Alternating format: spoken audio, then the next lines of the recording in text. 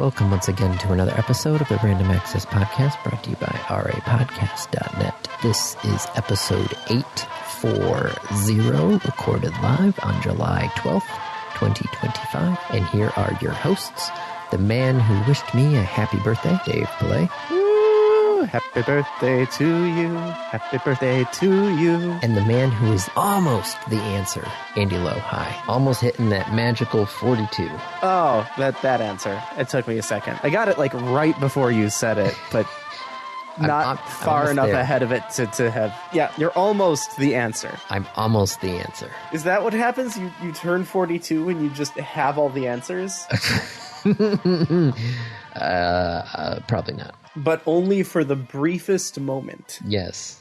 It's the rounding window. When you're 41 and a half until you're 42 and a half. It's like a bell curve. Only when you are exactly 42. So like that one moment, you know everything, and then it's gone.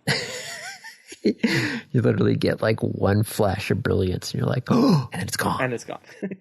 That sounds pretty Doug Adams-ish. Yep, that would be right up his alley. Yep. But you've made it past 40. Congratulations. Thank you. I'm staring down that barrel myself in 2 months. Well, I'll fax you. Start that journey. I'll fax you the 40 club. Andy, I don't have a fax machine.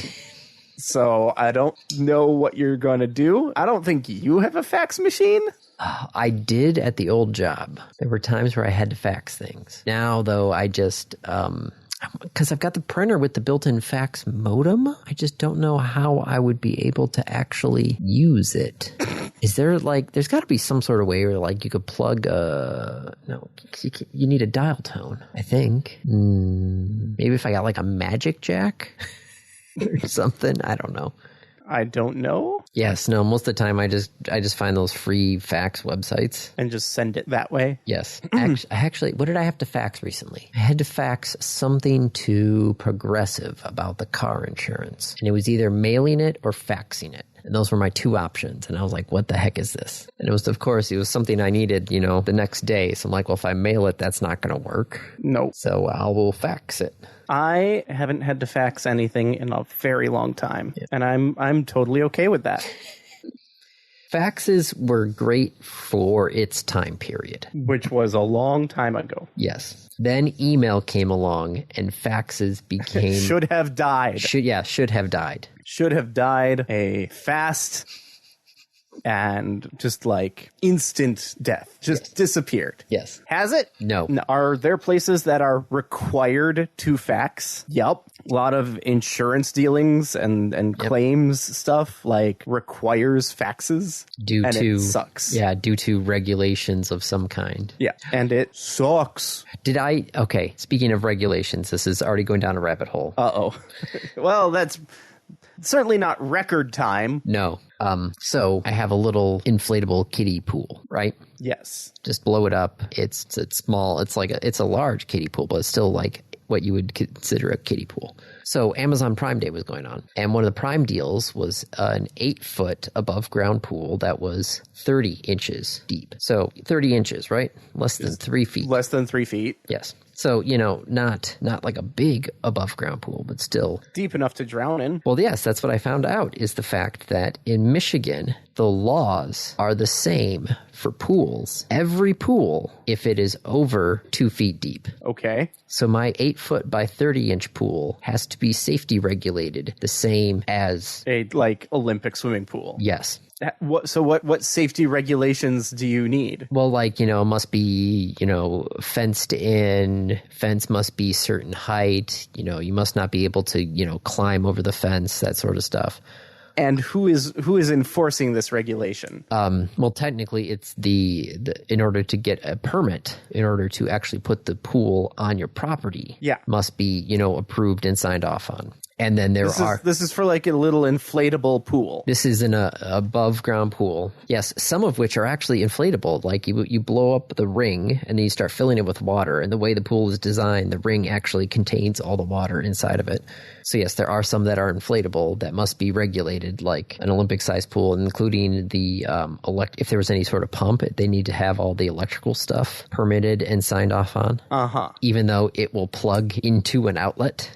Yeah, it was very surprising when I found that out. I was like, really, anything more than 2 feet. And you found this out when you bought it? No. Kate, I asked Kate about this. We were discussing this, and then Kate's like, well, what are the rules for this? I'm like, I don't know. Let me look this up. Okay, so you managed to do all this before you invested in it. Yes. Which is a very good thing. Yes. I wonder if my neighbor knows that. Well, that's we're not in Michigan, yes. But like I assume Wisconsin has a very similar. I don't know. You'd have to look it up. Which there, a lot of the pool places, had a little thing there going like, these are the rules in Michigan. So don't blame us if we sell you a pool and you did not do your due diligence. Oops. Oh yeah, the Mountain Dew flavor. The new one? Yes, I heard the can crack open. Yeah, I needed something for my throat. Mountain Dew Dragon Fruit. Ugh. See, I don't know how well I would do in the Caribbean because all these tropical fruits are not appetizing to me. Well, let me tell you, I've actually tried actual dragon fruit because there was a point where Isaac was heavy into fruits. Yeah. And so I went to Meijer, and then every time I went to Meijer, I went through their exotic specialty produce. Exotic, yeah. And I got one, and I brought it home. So we were trying different things there. Dragon fruit looks amazing. Looking at a dragon fruit. It's white fruit, with a bunch of little black spots. Yes. It looks and it's got that bright pink outside, and it looks cool. Yeah. It tastes like a nothing burger. There's not really any good flavor out of a dragon fruit. It looks amazing. Out of curiosity. Yes. I mean, look, how many dragon fruits have you had? Just the one that you got from Meijer? Yes. Okay. So taste-wise, let's just remember where you got it from. I know. I got it from Meijer. Yes, I know. And when you got it. Do you know when dragon fruits are in season? No, I do not know when dragon fruits are in season. So I do remember I had posted about it on Facebook, which if there was a better Facebook search, I could probably look it up. But one of my Facebook friends was a chef and agreed with me that dragon fruits look cool, but don't taste very strong. But do not have a strong taste. Okay. And I mean, their job is a chef, so it's like, okay, yes, I will. Somebody's agreeing with me. Yeah. But yeah, it's not the best. But this is the artificial dragon fruit flavor. Naturally and artificially flavored. Right. So artificial. Yes, artificial. So this RFK crusade against colored stuff in food. Yeah. Apparently he's running into an issue with Mars. Of all the companies that are resistant to this, Mars. You want to guess why Mars is resistant to this? I'm not sure. Well, what are Mars's flagship products? It's the chocolate bars, right? Andy, Mars is one of the largest candy companies in the world. They are way bigger than Hershey. So you might want to just take a quick peek as to what they make. They do have the Mars bar. Oh my goodness. Mars Wrigley manufactures, oh my goodness. Wow. It's one of the largest privately owned companies ever. Okay, they are big. 45 billion in sales in 2022. Yeah. Oh my goodness. Okay, so they have... Just remember, it's Mars Wrigley, right? Yes. Wrigley. There's a reason why Chicago's stadium is Wrigley Field. Yep. It is the largest manufacturer and marketer of chewing gum in the world. Yep. And Mars owns, among other things, M&Ms. Yeah, I'm seeing that. Skittles. The M is for Milton and Marion. It's Mars. One of those M's is Mars. I think it was one of the kids. They also own Skittles. The two M's represent the last name of Mars and Murray, the son of Hershey Chocolate Company president. All right, so yes, Mars. Yeah. Mars is kind of like a Nestle and I'm trying to think of those. There's only a dozen total companies, right, for foods. I mean, there's Pepsi, Nestle, Mars. There's a family tree. Hang on. Food company family tree. Kraft, Nestle, Coca-Cola, Pepsi, General Mills, Kellogg's, Mars, Johnson & Johnson, Procter & Gamble, and Unilever? I don't know what that last one is. Oh, Nestle, PepsiCo, General Mills, Kellogg's, which... Although Kellogg's just got smaller? Yes. Kellogg's just decided to sell... The cereal part? Yes. Which... Like... The Kellogg's of Kellogg's? Yes, which is hitting Michigan a bit because, because it's a Michigan company. Yeah, I mean, I drove by the Kellogg's Institute just the other day. Yep. Yeah. It's shocking how much each of these companies actually owns and how many brands they are responsible for. And it gets worse when you realize that PepsiCo, is also friggin' Domino's or Pizza is one of them. Pepsi owns Taco Bell and I think Pizza Hut? Taco Bell and KFC. Taco Bell and KFC. Yes. Yum Food Brands, I think is what it is. Yeah. Do you know why Pepsi bought those, by the way? Oh, no, it is Pizza Hut as well. That's what I thought, because you get the Taco Huts. Yeah. The Pizza Hut Taco Bells, because they're both owned by the same company. But do you know why Pepsi invested in that and started buying those and growing those brands? Because they wanted a place to put Pepsi drinks? Yep. Yep. Because all the other fast food restaurants were Coke customers. Burger King, McDonald's, Wendy's, they're all Coke. And so Pepsi was like, damn, we got to get in on this. I guess we'll start or buy, fast food restaurants. Did I ever tell you the I know this is another tangent. Okay. Oh no, another tangent. Yeah. WKZO. The man who started WKZO in Kalamazoo, John Fetzer, was a baseball fan. Okay. So he was carrying the Tigers games. Tigers at the time were owned by some family. I forgot what it was, but the family wanted to sell. He got a bunch of the other radio station owners who were carrying the Tigers together so they could buy the team, so they could carry the games and not have to pay, fees to the team for carrying the games. It was just really, you didn't want to pay the team money to carry the games. So you're like, you know what? We'll just buy the team. And they won. He was the owner of the team when they won the World Series in 67. Cool. So yeah, there is a World Series. That's why there's the World Series trophy in Kalamazoo for the Tigers, because Fetzer was from Kalamazoo and owned the Tigers and decided, man, people with too much money. He was a smart guy, and then he got weird. He got into a lot of new age stuff. Oh, kind of like Kellogg. Yeah. Although Kellogg didn't get the new age stuff. Kellogg was kind of the opposite. Yeah, he went old. He went Old Testament, basically. Kellogg was like, we need to live simply. I'm going to make a cereal that is nothing but tasteless mush.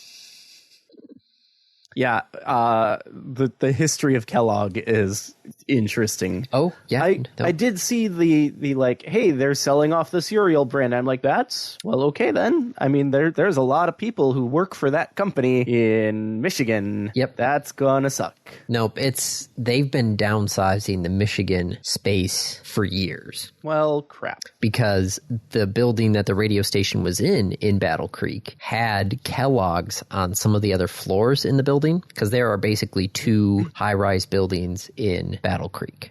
And this was the one that was closer to the Kellogg's headquarters, so Kellogg's had put a bunch of people in that building.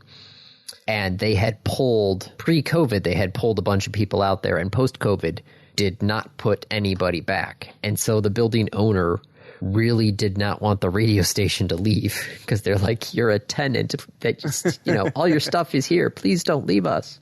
Yep. So yeah, if I remember correctly, the radio station was able to get I think ground floor or second story pricing for their suite up on the 17th floor. Something because no one else wanted it. Nobody else wanted the space. So they were able to renegotiate a huge discount just to stay in the building. Jeez. Because everybody was talking about moving. I was getting everything set up. I was, measuring things, trying to figure out new ways to get out to the transmitter sites, and then just came back and going, nope, we were able to get a discount. Don't have to move anything. We're gonna stay. Yeah, we don't have to move anything. We're still paying a cheaper rate. And it's just like, okay, nice. Yeah. Microsoft also just downsized their workforce. If we want to start talking about topics, I don't know if this is a topic that you have. I don't think I put this one on here, actually. I know we had talked about them since the last time we recorded. Yes, I know, because the last time we recorded, they were talking about doing it, but I don't remember what actually happened. 4,000 people. 4,000 people? They killed 4,000 jobs. Oh, boy. Let's see. Oh, I'm sorry. 9,000. The 4 was that it's about 4% of their workforce. Oh, my goodness. Yeah. In very early July, like a week ago, Microsoft laid off 9,000 people. Is this also why Warcraft Rumble is now in basically maintenance mode? I have no idea. Because Warcraft Rumble is owned by Activision Blizzard. Yep, which is owned by Microsoft. Owned by Microsoft. Oh my gosh, this is corporate synergy. That's not synergy. What would be corporate overlords? There you go. Yes. Corporate Overwatch. Yeah. So 9,000 people got laid off. This is, by the way, after just letting go of 6,000 people like 2 months ago. Andy, that's 15,000 people. Oh, boy. Andy, how big was Selene when we lived there? I think 30,000? Selene, Michigan? Hold on. It was 8,000 people. It was 8,000? I don't know. You know, your brain with large numbers. Yeah. Okay, so let's go look up Selene's current population. 9,006. So yes, you are. Yeah. 8,000-ish when we graduated high school. Oh, only 6,000 when we moved in. Wow. So they just laid off Selene. Like the entire population of Selene. Dang. Yup. That is, Yup, that's not great. Nope. But yeah, no, also Rumble, after 2 years, 9 years of development and less than 2 years of being live is... It was in development for 9 years? Yes. Okay. According to, the post from the Blizzard, the official Blizzard post was that, they had been working on this for approximately 9 years. Damn. And they have now put it into maintenance mode so that... Oh, I feel bad. There's a YouTuber that I used to watch called Old Guardian, and he was Hearthstone, and then he started getting into mercenaries with Hearthstone, and then he started getting into Arena, and then it's like every time he moved to something else, it would be fine, and then suddenly, And then Blizzard would kill it. Yeah. Oops. So he had just switched to Rumble, and he was doing some good Rumble stuff, and then... and now Blizzard is... They haven't killed Rumble, but... No, it's just like Mercenaries, where it's there, but there's nothing new coming out. I haven't logged into Rumble in a year. Well, do I even still have it on my phone? I think I uninstalled it because I needed space for Carmen Sandiego. Let's see, PQR. I do still have it on my phone, shockingly. Well, watch out, because one of the latest things they'd installed was this basically like raid-type events. And if you go with the wrong raid boss first, you won't be able to finish the event. So there is a major bug in the system right before they announced that it was going into maintenance mode. What? Yeah. God damn it, guys. Oh, the other fun thing now with Hearthstone is there is cosmetic pets available. Well, there is a cosmetic pet available. In Hearthstone? In Hearthstone, yes. Where? Where is the pet? Does it go on the board? Yes, he sits on the edge of the board, not in like the playing area, but he sits on the edge of the board. And they did like a song, and they did a trailer for it, for a cosmetic pet. Which they're going to make buckets of money on. Which turns out you can't actually buy the pet directly. How do you get the pet? Well, there is a gacha, like roulette spinner. So there are 10 items, and every time you spin, you get a chance to get 1 out of the 10 items. And of course, they're weighted. Yep. And once you spin once, okay, that item is removed, and now you have 1 out of 9 chances. And if you keep spending the rune stones, you get more spins. You have to pay money for? Yes, you have to pay money for the rune stones, and every time you spin, the amount of rune stones needed to keep spinning goes up. Yes. Of course it does. That's disgusting. Yes. Yes, it is. I really dislike that. Oh, a lot of people do. And then, of course, the same time this happens, the new expansion comes out, and there is a meta that has basically completely broken. Like, hold on, let me pull up the... Yeah, Paladin now has over a 60% win rate because of one new quest card for Paladins. Oops. And so they kind of need to fix that as well. Yeah, Quest Paladin, current win rate 67.8%. Over 56,000 games have been played since the expansion came out last week. Oops. Yeah. Blizzard, fix your game. Yes. So there's, yeah, and it's maybe they should have paid attention to QAing their actual game rather than creating a pet. But, it's fine. It's fine. Don't worry. Yeah. They're going to make a lot of money. Unfortunately, yes. Because that's all that matters to them at this point. I hate it. Yep, I've been doing enough of Hearthstone just to get the daily quests done, and that's it. It is not fun to play right now, especially since I don't have a meta paladin. Yes, I don't have because the quest card was given to people for free. You get a random quest at the opening of the new expansion. So you could have randomly, 1 out of 9 chance of getting the right quest card, but I did not. So now I have to earn enough dust, because it's a legendary quest, 1,600 dust in order to make this, and each pack I open is about 20 dust or so. So it's a lot of dust. It's a lot of dust for one card. Yeah, not fun at the moment. Then stop playing. I know.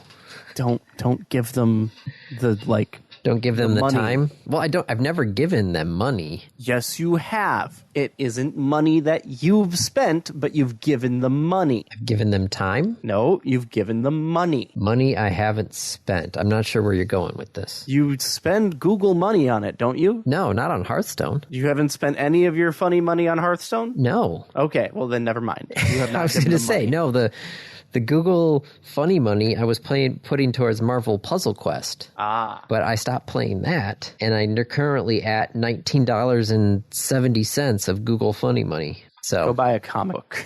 Well, I paid for some weather apps. Nice. Because, I like to know when it's possible storms or tornadoes. Yep. Because it seems we've got a lot of those this year. And we've been underfunding NOAA. Yep.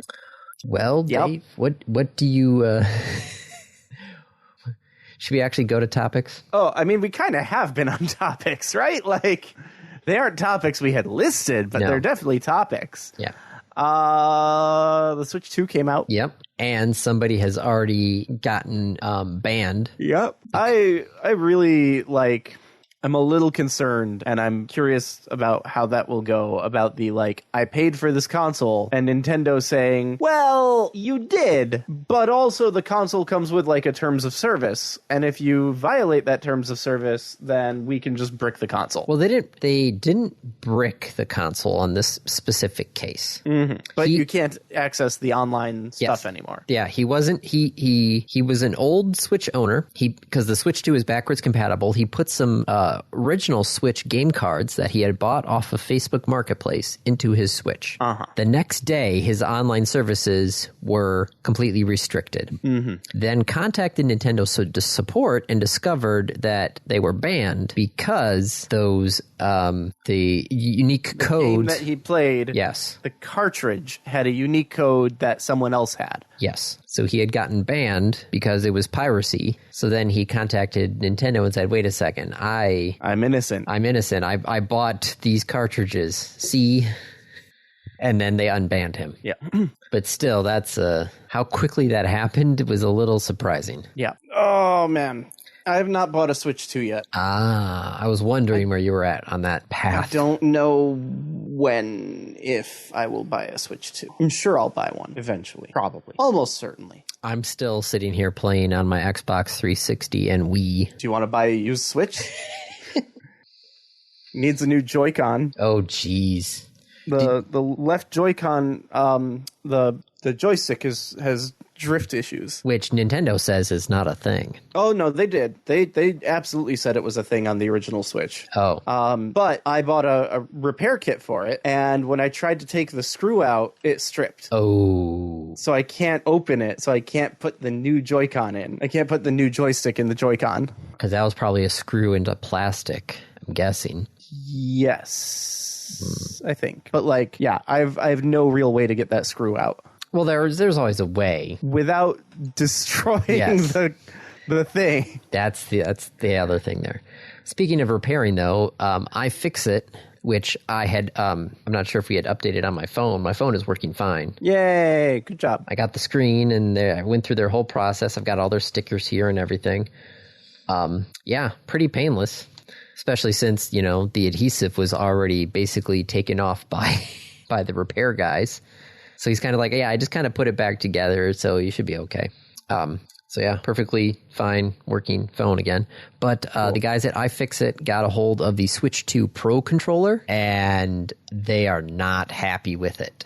I mean, sure, because it's compact? Well, you have to completely disassemble it in order to replace the joysticks or the battery. Uh-huh. And, of course, the joysticks are not the drift-free Hall effect joysticks. Ah.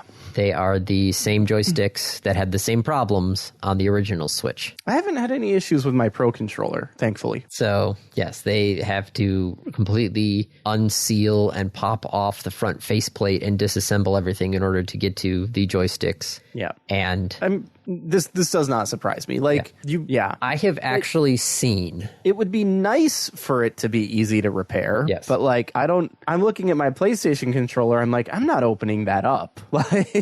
If I open that up, it's never going to get closed again. I have actually recently seen inside some electronics where they actually poured epoxy in there. So there's no way. You cut it out. Yeah. And even then it was just like, why would you do that? That's like the previous people from this house who put insulation foam in the light socket. Oh, jeez. Like the switches behind my switches and filled the box. No, you're not supposed to do that. Nope. That was a weekend. Just sitting there and scraping it out. Oh, boy. But again, I think it would be great if they were designed to be fixable, replaceable, moddable, but I'm not upset that they aren't. No, it's... Although the fact that it's the old Joy-Con joysticks sucks. Yeah. Nintendo, do better. I'm kind of in that same boat, because there are times where it's like, yes, I'm glad that I was able to fix the screen on my phone. Was it easy? No. Was it possible? Yes. But then there are other times where I hate to keep going back to the broadcasting equipment. Some of that stuff was, the old stuff was easily repairable. The newest stuff, I look at that circuit board and go, I don't know. I will send it. There's things going. Yeah, I will send this back. The company, if it's a good company, will actually send me something first, overnight, and then I will just swap circuit boards. I'll swap components, and then just send that broken one back to them and let them deal with it. Yeah. And they probably won't actually deal with it. No. They'll just trash it. Yes. Maybe scrap it. I'll have to actually ask. I could ask Jeff what they do with that. I'd be curious. I keep showing him random things there. Jeff is one of my Facebook friends who is in sales and service for Nautel, which is a major manufacturer. I sent you a YouTube channel recently. Did you get a chance to look through that at all? No. Chris Bowden. I was curious if you knew him. He seems to run in several of the same circles that you do, which is to say the Western Michigan telecom and power set of circles. He looks familiar, but hold on. Someone has the channel is in its own description says it's best described as a today I found out if it was hosted by Deadpool. It's very crass. It's also very, very fast. Blink and you miss it. But I was curious because he over the last couple videos I've seen, he's in Western Michigan and has apparently been living in Western Michigan most, if not all, of his life. Well, I'm trying to see. Oh, there's his group Facebook page. I'm trying to see if I can find him in any of the actual like personal pages. But I don't know if there's a separateness of that. He's apparently written a book. The book's title is Surviving with Your Gigantic Penis. Short stories of Christopher Bowden. Compelling imagery, biting sarcasm, and inappropriate humor.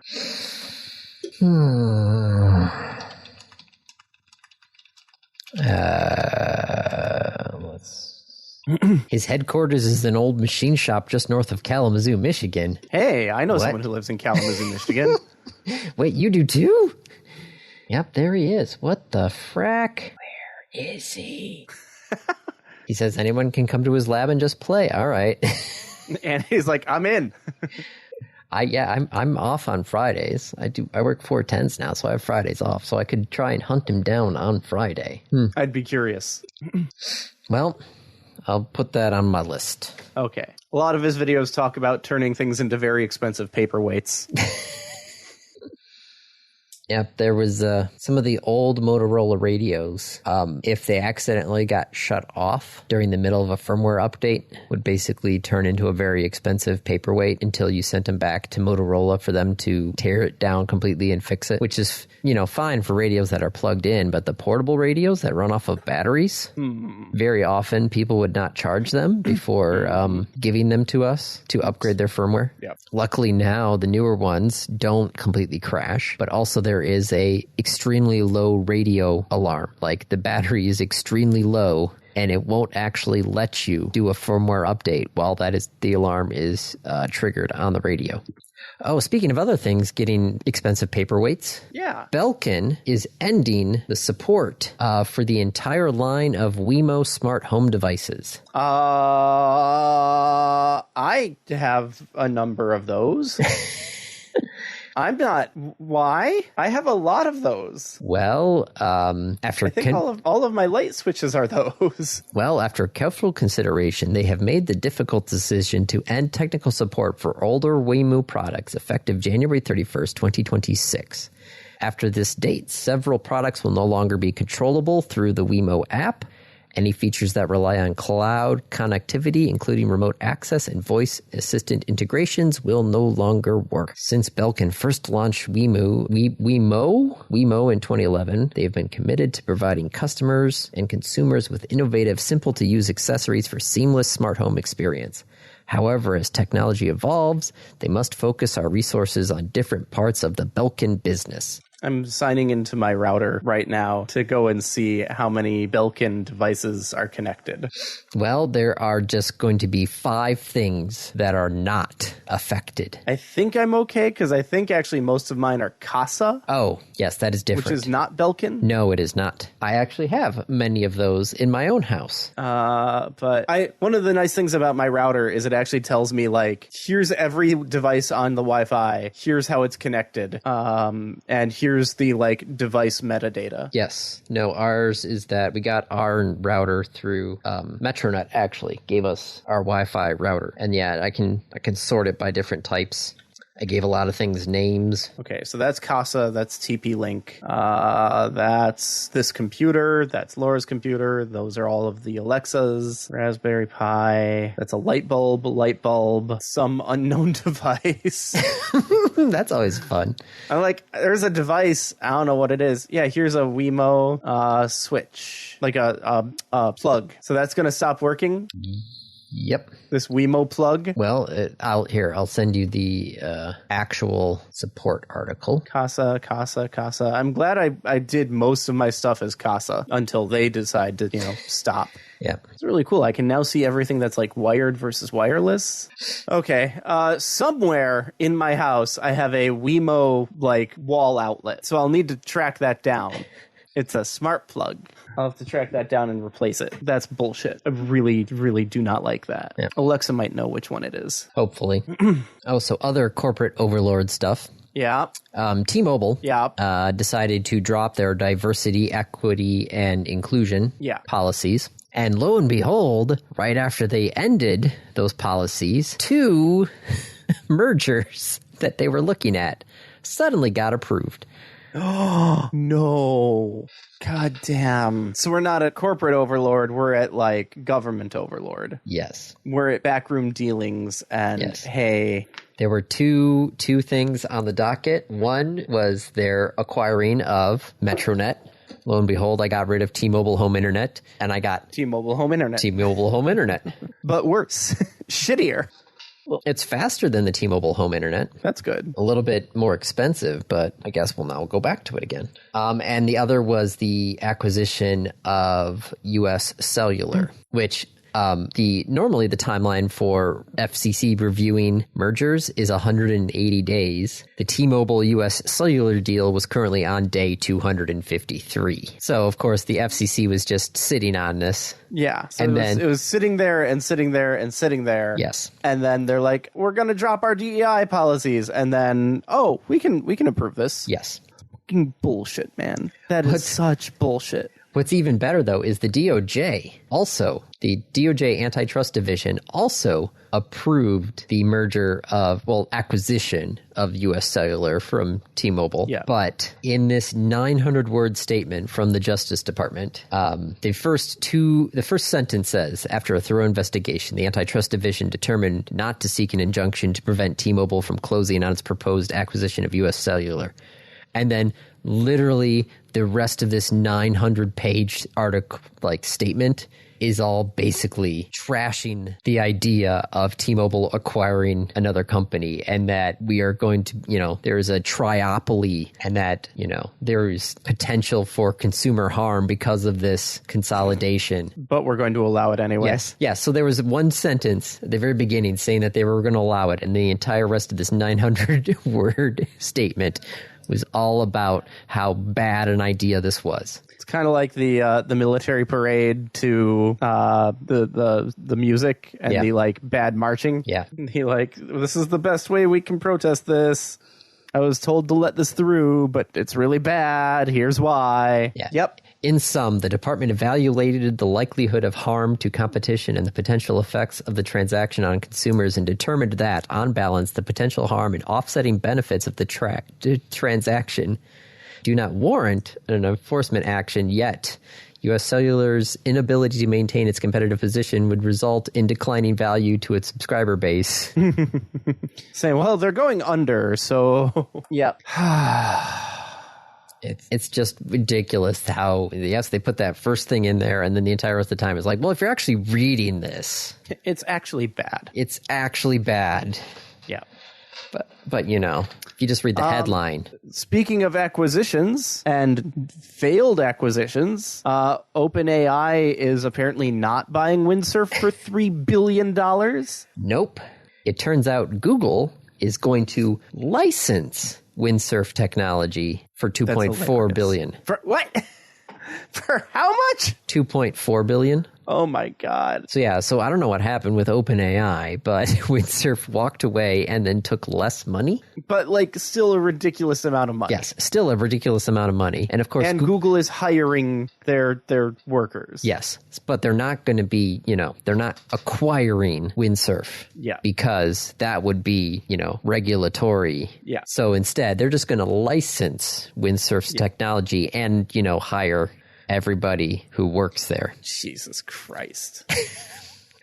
Joining DeepMind, Google's DeepMind AI team. Jesus. Too much money. Well, we'll see how much Google can add to the wonderful world of AI coding. So, quite a bit.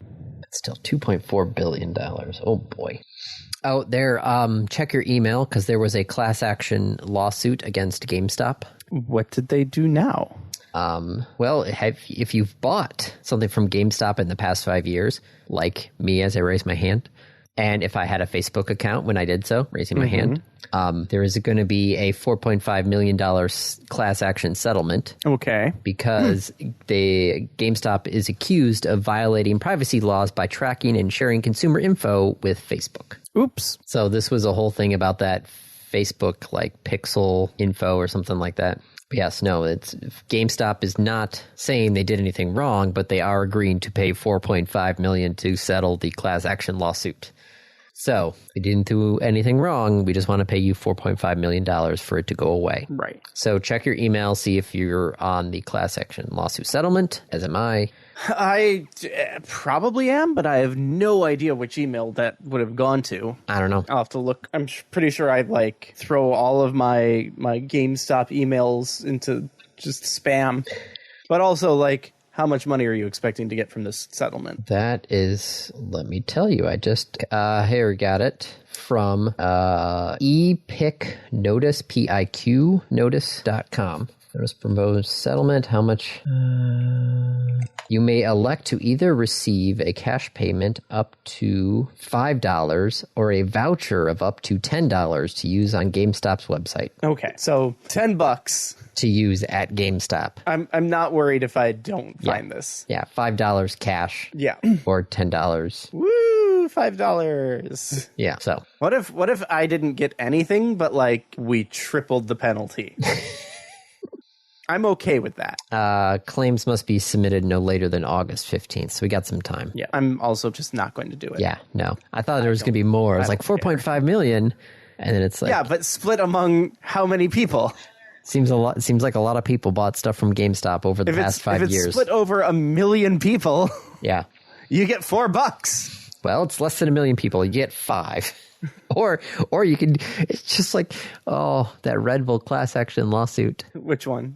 The one that I had gotten where they're like, hey, we can give you some cash or we can get you free Red Bull. Red Bulls. I'm just like, shoot, the amount of cash is nowhere near the value of Red Bulls. Of the free Red Bulls. I will take the free Red Bulls, please. Yeah.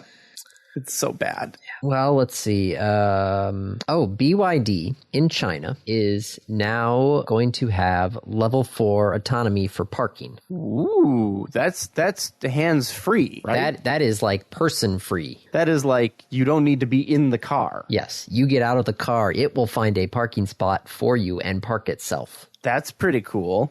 And the company is so confident in the technology that it announced that it will cover any damages to your car or any other vehicle if things go wrong.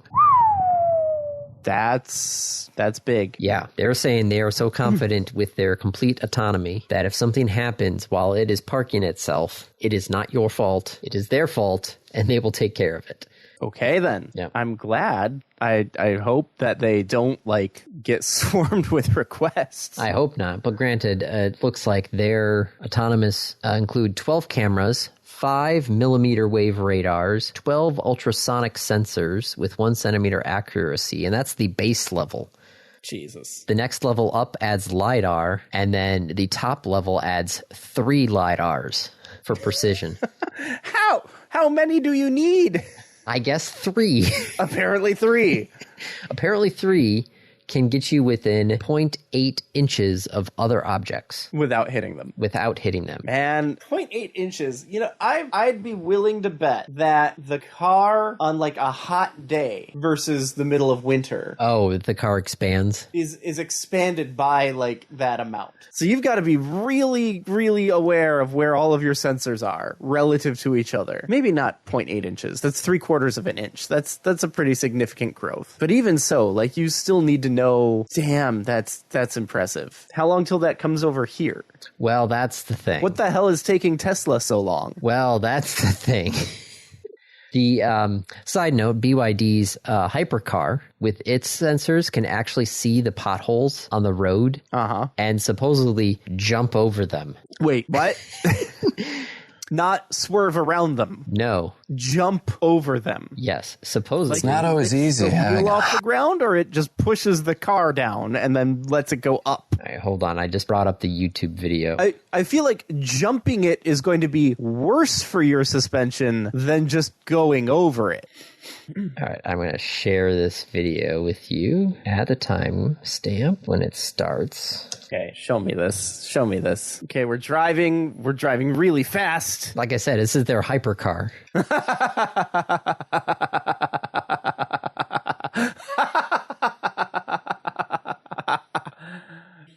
And police everywhere are going like, oh.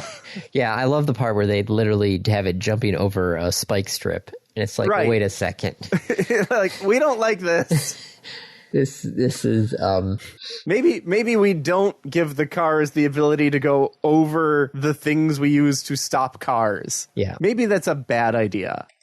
So the BYD chairman believes that this setup will provide full L4 autonomy within the next 2 to 3 years. Which, yes, I know everything is, 2 to 3, 3 to 5 to 10 years. That's sure. So we'll see what happens. But anything else on this list piquing your interest before we hit the randoms? Let me go to the list and find out. We talked about Switch. We talked about that. SpaceX is making a rocket fuel factory. Yes, on the beach. That's kind of cool. Literally, like, on the beach out at the launch towers. Isn't their rocket fuel just methane? Liquid oxygen. And methane. And methane, yes. But liquid oxygen's good, but you need something to burn it with. Yes. So this oxygen by itself, if you have a pure oxygen environment with nothing else in it, it can't burn. Because there's just O2. Like, there's nothing to burn. If I have a glass vial of just O2, it doesn't matter how much heat I put into it, it will not burn until, like, the glass melts. Yeah. That said, if you have anything in a pure oxygen environment, it will burn very quickly and very hot. So the rocket fuel, yes, liquid oxygen, but also the methane is the thing that actually burns. So the SpaceX says they're doing this because this is a plant that will separate air, our normal air, into liquid oxygen and liquid nitrogen. Okay. And they said, oh my God, sorry, just like Factorio mods that involve doing that.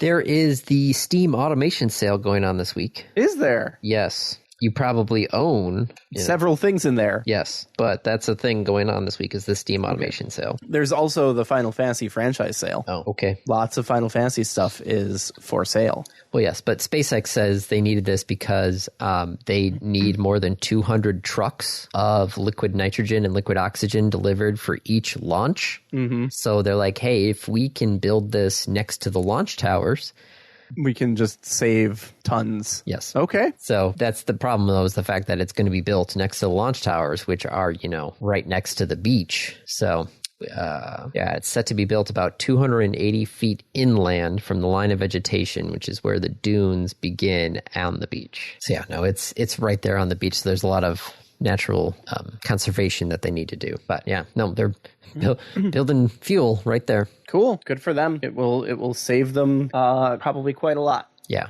200 semi-trucks. That is a lot. To fuel, like a Starship run? That's what they said. They said 200 trucks for every launch. Okay. Yeah. Makes sense you'd want to build the fuel there. Yeah. It's like the time when the people, like, on those construction projects on the highway where they actually just build the concrete plants. Yeah, just right there anyway. Right there. Okay. Solar in the EU. I notice you don't have solar in China, which is like going insane right now. Well, there's did I not put the China one in there? It's the last study that I saw. The interesting bit of news is that like 60% of the manufacturing CO2 of solar panels is coal in China. So once they have the solar panels to replace the coal, then the CO2 emission of future solar panels is going to go down. Yes, but the coal is so cheap in China. Yeah. That that's how they're making the solar panels so cheap, is they're using the coal for the energy. To make the solar panels. To make the solar panels, yes. Right, but... Yes, if they make enough of them... Which is not good, but once they have enough, you're spending up front. Yes. Because once you have the solar panels, yes, you used coal to make them, but now you don't need coal to make more of them. Yes. Most of the studies say that after a few months, the CO2, cost has already been paid off by what the solar panels have generated in energy.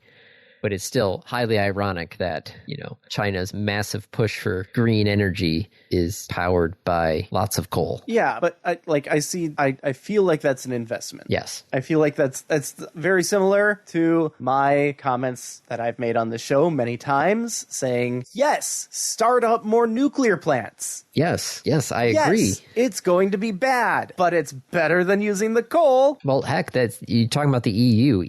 Europe's electricity generation last month by type 22.1% solar. Yeah. 21.8% nuclear. 15%, well, 15.8% wind, 14.4% gas. Okay, so there's your first fossil fuel right there. Hydro, 12.8%. Coal, 6.1%. So, gas and coal. And it's also weird, the nuclear being at 20% when Germany has 0 nuclear plants. Yes. Germany is very anti-nuclear. Germany and Poland, which together generate nearly 80% of the coal-fired electricity in June. Because they don't use any nuclear. No. Okay. Randoms? Sure. My review? Yes, it is. I'm going to review my Synology NAS. I have had this thing sitting in my living room for probably a year and a half-ish. 40 terabytes of storage has just been sitting in my living room. That's a lot of storage. Not connected to anything, just sitting there. I bought it off a coworker who was upgrading to something newer. 40 terabytes. That is a lot. That's a lot. But now that I have wired internet in my house, I decided to plug this thing in, and I started using it, and I've started playing with it. And it's really nice to have a... effectively, so this is I looked it up. I have to go grab the info again. This is a Synology, disk management, looking for the name of it. I didn't write it down. I don't have a link to it because it's like a 12-year-old device. They don't actually sell it anymore. So I'm not focusing quite on this specific model of the DS1513 Plus, but more the general idea of having a network attached storage and a device designed specifically for that. Because holy crap, it's nice to have a device that is designed specifically for that. It has a 5-bay, 3.5-inch hard disk bay. So there's 5 of them, which is why I have 40 terabytes, because they each have a 8 terabyte disk. RAID is built in. There are, in fact, a number of different ways you can set the RAID up for that. There's a ton of management options on the, how do you want to handle the disks? Do you want to combine them all into one? Do you want to have 2 separate volumes? This is not a this is somewhere between home and small professional, and it's really nice. It's really nice to have that. I just put them all into one block. I'm using effectively like a RAID 5. It's actually their own proprietary thing, but it acts like a RAID 5 would, where if one of the disks dies, it will actually just continue to run. Yes. It'll run slower, but it'll just continue to run. Yes. It can figure out what was in that last disk. But you should probably replace that. You should absolutely replace it. And in fact, one of my disks just reported an error. And so I'm doing a full scan to see how the disks are doing. And we just had the Amazon Prime Day whatevers. So I ordered another disk. But I effectively have 28 terabytes of redundant memory attached to my home network on effectively its own computer that I can access through a web browser. And if I so choose, could expose to the outside internet, and has packages for things like Plex or Jellyfin, whichever one you prefer, to watch media. So I could have all of my media on this thing, and I could expose it to the outside internet with some authentication and be able to get that anywhere. I'm enjoying it. I'm learning so much with it. I'm learning about Docker and installing Docker containers and images. I've plugged it into my VPN because I have a VPN. I've had a VPN for years, and I'll sometimes turn it on my computer, but I haven't put my whole network behind it. I don't need to put my whole network behind it right now. I can just put this thing behind it. And it handles all of my torrenting. Mm-hmm. And there are tons of tools out there now that did not previously exist for things that let you subscribe to TV shows, and then those will automatically download various torrents, and then the torrent client will download those, and then these things will automatically organize and make available the downloaded files. It's really nice. It's also really nice not to have all of this on my computer. It's also really nice because you can do things like back up your computer and set up auto backups and have histories. Now this is reminding me of all the stuff at the old radio station. Yep. So we had all that stuff set up on backups and... Yep. Because I'm sure this is very familiar to you. Yes. But doing it in the home, I highly recommend this. I'm shocked at how easy this has been to deal with and set up, and just be able to do the things that I want. I've moved my entire Steam library to it. Now, what kind of speed are you getting off of there for? Are you running the Steam games off the NAS? Because I don't think you really want to do that. Well, I'm not running the games off the NAS. The games are running off of my computer, but the games are installed to the NAS. Which is to say, instead of being on the hard drive in my computer, they are on the hard drive in the basement. Well, yeah, but what's your... I'm just saying, is there a delay from running everything off of there? There's loading times. Okay. Because, anytime you have a loading screen, it may take a little longer. But you also have to think about what is the throughput of the network, where I have my computer is plugged into the router, which is plugged into a switch, which is plugged into the NAS. And in fact, it's my computer to the router to the switch, and the switch goes to the NAS twice because the NAS has 4 ports and my switch had 2 open ports. Mm-hmm. And the NAS software handles that. It can get a request on multiple channels. It treats it as the same network output. Now, my computer is still only one thing going in, but it means that if Laura and I are both trying to reach the NAS, we aren't slowing each other down. Yeah. So it's really cool. I'm really happy with it. Yeah, highly recommend. Unfortunately, you just missed all the sales on it because it was all on sale. Yep. And now it is not. Also, there's no good audiobook handler. No, there is not. It sucks. Mm-hmm. That's my review. Home NAS. Do it. Absolutely do it. Yes. Find a way. All right. Well, let's do the random topic rolled ahead of time. What are the trade-offs between using Google Voice / Hangout versus Skype? Well, one of those still exists. Yes, I was looking at because we have topics. Technically, no. Hangouts doesn't exist anymore. No. So neither of them exist. Well, that's why he said, Google Voice still exists, yes. But you can't, that's just calling someone. Which, you use that for Skype as well. But no, that's like calling somebody over the phone network. Right. That's VoIP. Yeah. Right? Yes. But it's not even VoIP. It's VoIP connected to traditional phone lines. Skype is VoIP. Yes. Skype was VoIP. VoIP. It doesn't exist anymore. When did Skype... Let's see. Skype retired on May 5th, 2025. When did this topic... Hold on. Now I just got to pull up when did this topic show up. Because we got topics on here from... Let's see. Hans posted this April 12th. Well... That was after Skype had already closed? No, Skype closed in May. Oh, closed in May. Weeks later. Yes. That's hilarious. The trade-off is you can't use Skype anymore, so your call isn't going to go through. No, Skype got moved to Microsoft Teams free. Yep, that's fine. Teams is actually just Skype. Yeah, no, I can see that. Literally, when you called someone on Teams, in the earlier versions of Teams, it was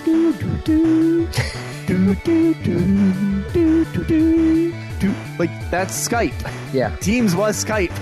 The amount of Teams calls that I do, because I am a remote worker. Yeah. I do at least one a week. Oh, you poor baby. I know. At least one Teams call a week. Yeah, you probably go through Teams meetings all the time, don't you? We're a Microsoft shop. But yeah, the state of Michigan's a Microsoft shop, too. But. Teams is literally, I have Teams just open on one of my monitors all the time, because there's always something that I need to see there. I think, let's see, yesterday, I had one scheduled meeting yesterday. I had 5 Teams calls. The scheduled meeting was one of those. No, on Thursday we had our meeting for discussing subscriber stuff, so state police, DNR, that sort of stuff. And any other time anybody needs to get a hold of me, they just call my cell phone. Yeah. Because that's... Nope, they call me on Teams. Nope, yeah, it's all cell phones for us, so... Cool. I think that's it. Yeah, it's a very short answer, but it's 2 in a row now. It's really short answers. Sometimes it's a short answer. Yep. Please see random topic bobby pins. Wow, that is a deep cut. That's episode, I do believe, 6. I don't know. It's way back somewhere. I do believe that is episode 6. Let's see. Yep. Bobby Pins, episode 6. I can't believe we were doing random topics that early.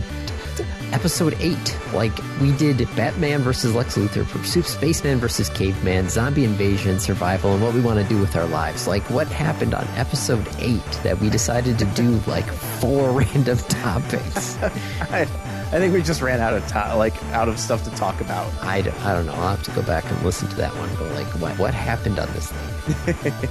So, all right. Well, anyway, yes, that's the end of the episode, so that's a wrap. This has been another episode of the Random Access Podcast. If you have any questions, comments, concerns, corrections, suggestions, remarks, reviews, rebukes, retorts, or just rants, feel free to contact us. You can find us on Twitter at RAPodcast, or send us an email at mail@rapodcast.net. Thank you for listening.